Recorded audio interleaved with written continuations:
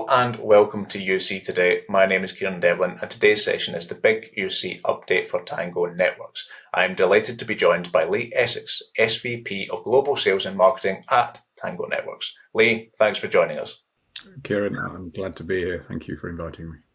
Well, before we explore Tango as a business more broadly, let's dig into a little bit about yourself, Lee. Could you share a tiny bit about your professional background, please? Yeah, absolutely. Like many of us, I've been in telecoms for probably too long now, over 2 decades. I started as a salesman, originally selling premise-based Panasonic, Toshiba, PBXs back in the day. It was around about the time where computer telephony integration, CTI, was starting to pick up pace. So I really got behind solution selling and solving problems for my customers. But that actually led me from a sales role into a product role. And I became the product manager for one of the leading providers in the UK for computer telephony integration for a number of years. And that took me on a bit of a journey as a product guy. So I really got to understand the nuts and bolts of a product and how to put a product together. But as we all do, I got pulled back to the dark side, back to sales. So I did full cycle. Things were changing. We were starting to see a move in the market from premise-based to cloud-based, and cloud-based really, really interested me. So I started to sell cloud-based solutions, still around telephony. A lot of it was call recording at the time, and I did that on an international basis, and kept going from there. I did a marketing degree many years ago, probably too long to mention. So marketing was always at my heart. And I've just developed since joining Tango. I joined Tango 7 years ago. That was in a new business development role. I was really out there looking for the next partnerships for Tango. And then ultimately, I got asked to take on the sales and marketing role on a global basis. Grand. And moving on to Tango Networks specifically, before we dive into a bit more of the broader detail about the company, give us your best elevator pitch. How would you describe Tango Networks in a nutshell? We're a platform provider. And the way I explain it is that we take the modern technologies and do something that's fundamentally been happening since the start of telecoms. We provide an endpoint that attaches to a UC platform. Now, the way we do that is quite innovative. If we talk about old school telecoms, which I come from, we used to do the last mile by copper. Then we went to fiber and digital. We just do the last mile by mobile now. So we operate a global mobile network, which allows us to put our SIMs out. We operate with tier 1 mobile carriers across the globe. But the key thing about it is our SIMs are fully integrated into cloud-based UC platforms. And I guess diving into a bit more of the detail of you guys with the Tango Extend and the very unique and quite exciting solution you guys have. Can you please tell us a little bit about your company's history? You alluded to you've got its presence in the States, in the UK, but are there any other details geographically you'd like to highlight? And also just the overall size and structure of the company. We're a relatively small company. We're just over 50 people, based out of Texas in the US. The history of the company is that we used to sell solutions to mobile operators. So we understand how mobile operators work very, very well. But what we realized is that the landscape of the mobile industry was changing around about 10 years ago. So rather than looking to be a provider of services to mobile operators, which even back then was about connecting mobile networks to on-premise PBXs, large on-premise PBXs, we decided that the time was about right for us to become our own operator. So we're what's called a mobile virtual network operator, so an MVNO. The difference is we're referred to as a thick MVNO. Not the most pleasant term, but what that means is we operate our own global IMS core. So we operate a global network.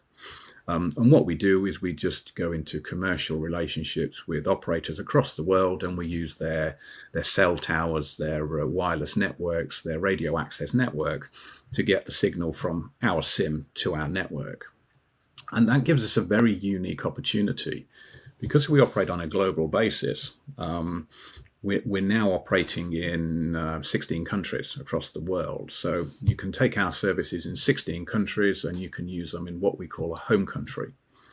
But to add to that, we've got another 23 countries where you can roam. So we've got a very large footprint where a subscriber to our service can roam without the fear of getting any mobile roaming charges. And in today's connected world, that's a really, really big thing.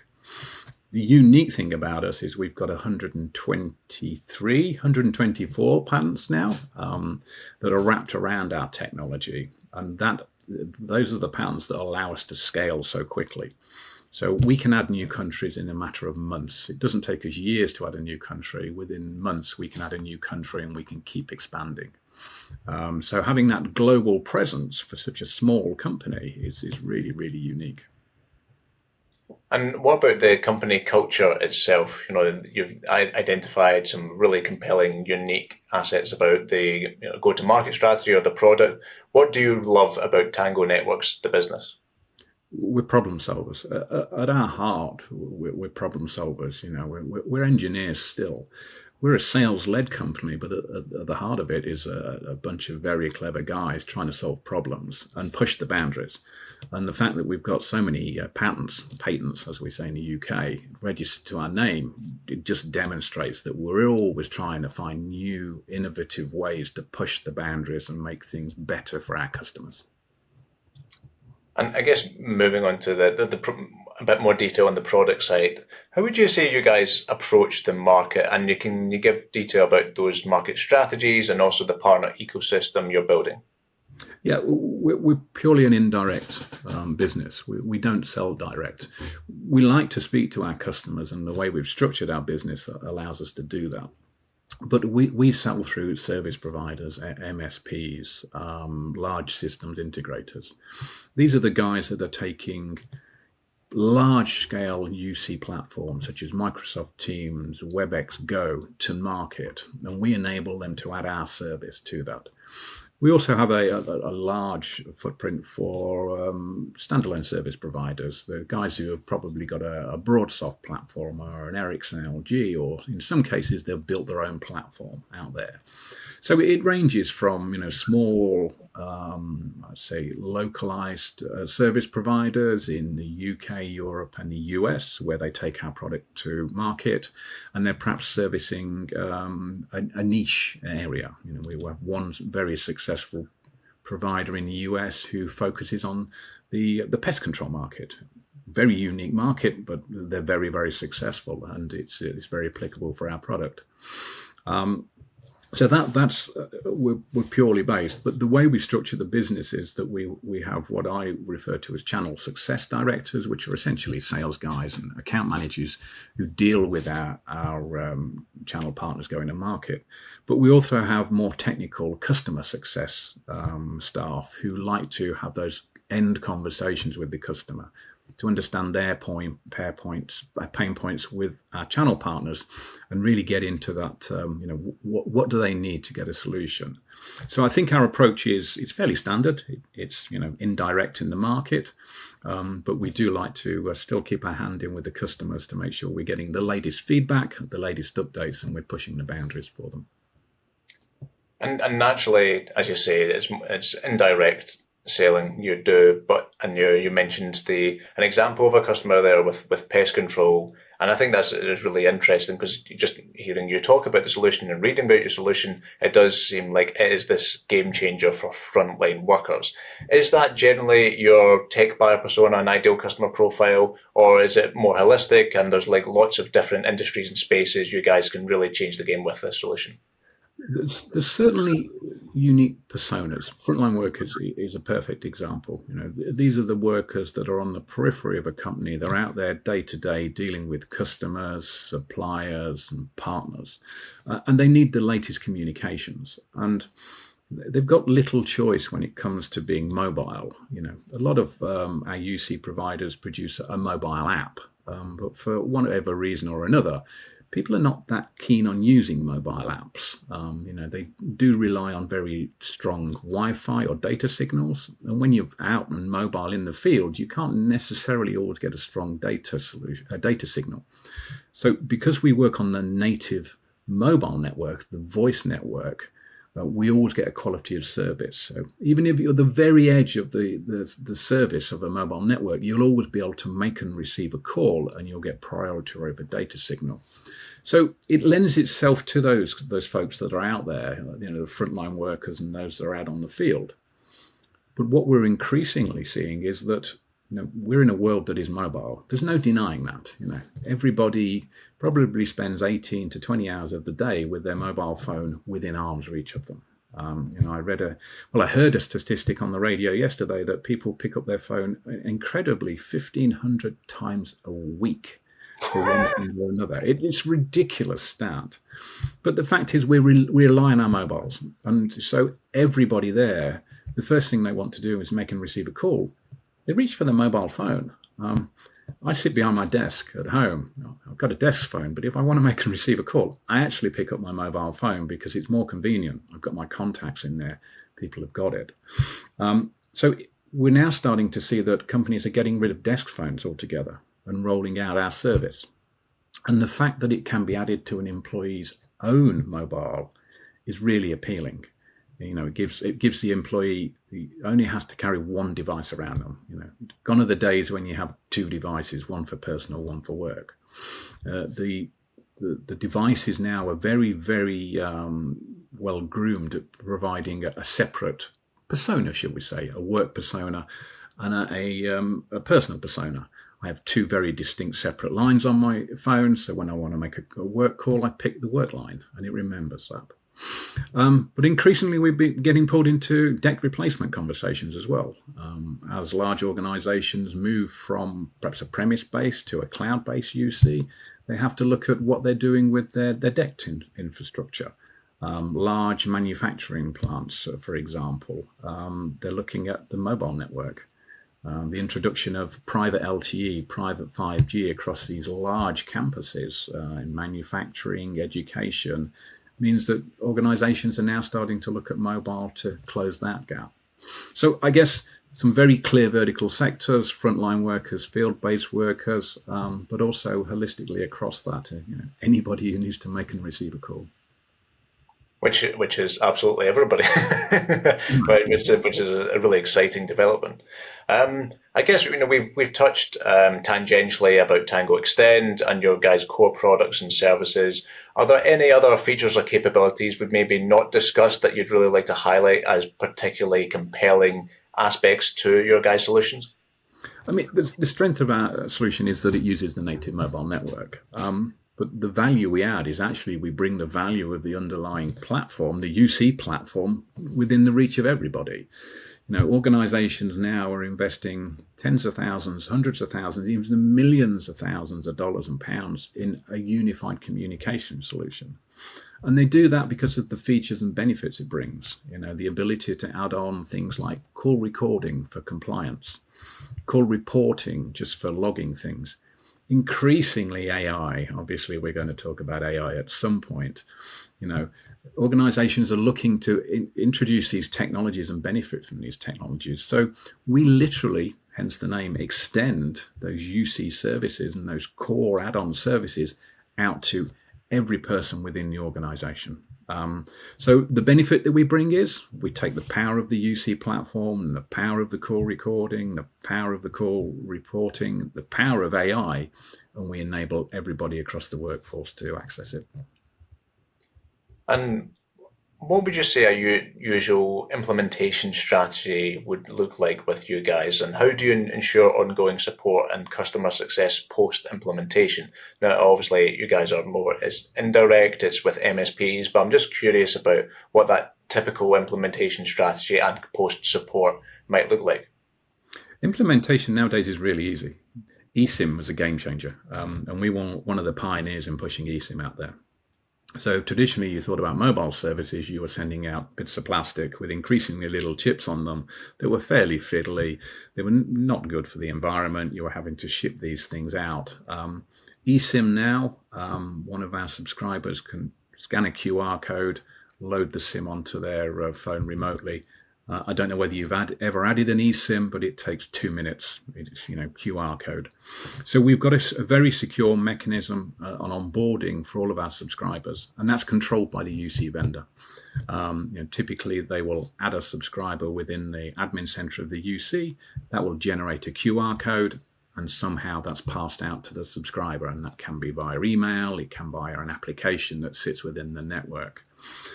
First line, second line support is traditionally handled by the service provider themselves. These are the guys that are providing the core service. Essentially, we're another endpoint on that, so they're used to doing first and second line. Anything that's third line to do with the mobile network, they push up to us. So we've got a very well-established onboarding training program that gives us the support and the backing for all of our channel partners. And moving on to mentioning channel partners and also customers, what topics are currently dominating your conversations with them both? What are they most curious or interested about, and what challenges are they currently facing? Again, it's AI is the hot topic for everybody at the moment. Everybody's looking at how they can improve, their customer experience, their employee experience, their internal processes, their internal data gathering. So increasingly, enterprises are looking at how they can get that out. Again, to the frontline workers, there's a wealth of data out there within those conversations that the frontline workers are having that traditionally was really difficult to pull back to the core of the business. I mean, sure, you could do some call recording with some keyword searching and some keyword analytics, but now you've got AI that can pull all of that in, and it can look at that rich seam of data in real time. So now we've got organizations that are sending out field engineers that are having a conversation with a customer. And let's say it's an air conditioning or a boiler engineer. They're having a conversation with the customer. They're phoning back to the head office and saying, I need this part. But AI is grabbing that and it's placing the order for that part automatically. So it's already happening. And we can see patterns building up in these conversations. And again, AI can bring that forward. So as much as I like to go through a conversation without talking about AI, it's the big hot topic at the moment. And the fact that we can enable that for all of the employees is a really, really strong proposition. Absolutely. I think we're, almost 3 years into the AI quote unquote revolution. I feel it's, everyone's a bit fed up of talking about it, but we're also starting to see those really tangible use cases to actually really enable better work taking place. So I think it's developed as a conversation into really interesting directions. And I think it's so accessible now, and I think the individuals of all levels can start to access it, and they can see how it does bring benefits into their own individual lives. So when you multiply that out into a division or an organization or a region, it becomes really, really powerful. Absolutely, there's that sort of measurable ROI now, which is interesting. I know we've touched on this question a bit over the course of the conversation, but what would you say are the main problems your technology solves for customers? And perhaps I'm very interested in this, but how would you say customers' needs have changed over the years? Is it the evolution of everybody is mobile now, or have there been some interesting nuances to that conversation that's directed your guys' strategy? There's lots of small things that have come together, Kieran. I mean, everybody is mobile, as we said, mobile phone within arm's reach. So that's a key thing. Everybody looks to their mobile, they rely on their mobile. The change in the landscape from the MVNO, from a broader prospect, has allowed us to commercially bring what we do to market. If we go back 10 years, perhaps, mobile operators viewed MVNOs as perhaps, challenges to their business. But that landscape has changed, and they see that, niche, unique providers like ourselves actually enhance the service. The technology that's moved forward from the device manufacturers, the eSIM has really, really moved things forward. So I think bringing all of those things together has really driven this mobile first environment. And if you look at the market on a global scale, if I look towards Scandinavia and Northern Europe, they're 95% mobile first. So people don't have desk phones, they don't have clients. 95% in the people in the business environment use their mobile phone. And that is starting to perforate now across Western Europe and into the US. So I think it's a culmination and the perfect storm. And people are just getting to expect it now. Why can't this be on my mobile phone and be at my hands the way I'm used to using it, and it's convenient for me? And I'm very excited about this question. How does your company approach innovation? You've mentioned about how yourself and the company at large, they love solving customer problems. Does that factor into how you approach innovation? Can you explain your process for gathering feedback and then also generating new ideas? But this goes back to the way we've organised we organise ourselves. We have a part of our team which sits within operations that we've referred to as customer success, and these are the guys that will go out there and speak to the end customer in conjunction and with our channel partners. So we're very unique within that we like to have those conversations and feed it back. And when you've got a bunch of very clever engineers who like putting unique things together and driving new patent registrations, you've got a recipe there for success where a company likes to drive innovation. They like to find unique problems that nobody else has even looked at solving, and they like to deliver a solution for it. So all the time we're doing that, I think we've got an edge on the competition, and we'll keep pushing that business model forwards. Fantastic. And one final question before I let you go, Lee. Looking through your guys' Tango Networks specific lens, what do you see as the biggest opportunity in the industry right now? Is it AI, or is there a lot more underrated aspects to focus on as well? I think if we were talking about right now and probably the next 3 to 5 years, absolutely, it's AI. I don't think we've scratched the surface yet. We're talking about AI being used by individuals. We're talking about AI being used by corporations. I think we're very quickly going to get to AI being used on network levels. So I think that's really going to transform the way that we deliver our solutions. We have to look at this on a global basis because we're a global business delivering these services in so many countries. So I think the thing that still excites me, and probably for the next 5 years, is going to be AI. It's just down to that granular individual level, but then to an organization and a global level. Perfect. Well, unfortunately, that's all we've got time for today, but it's been a terrific session getting to know yourself and a bit more about Tango Networks, Lee. So thank you for being here. Yeah, thank you for the conversation, Kieran. I've really enjoyed it. And if you enjoyed this video, please give us a like and share on social media, and we'll see you next time. I've been Kieran Devlin, who you see today. Thanks for watching.